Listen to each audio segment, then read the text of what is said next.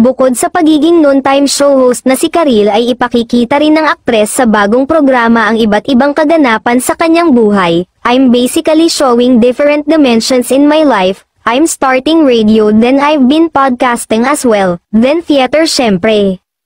Masayang-masaya naman ang TV host sa katatapos lang na pagdiriwang ng kanilang 15 years sa Showtime at sa nakaraang magpasikat. Samantala, nagsalita naman ito tungkol sa isyu ng bilang ng co-host nito na si Kim Chu.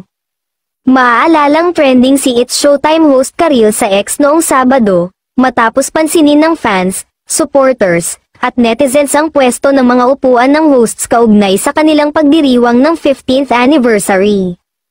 Ilang netizens kasi ang pumalag na ang kasama nina Vice Ganda at Ann Curtis sa gitna ay si Kim Chu, nasa bandang unahan kasi si Karil katabi at kahilera sina Jackie Gonzaga at Sean Dominguez, nasa kabilang side naman sina Ryan Bang, MC, at Lassie.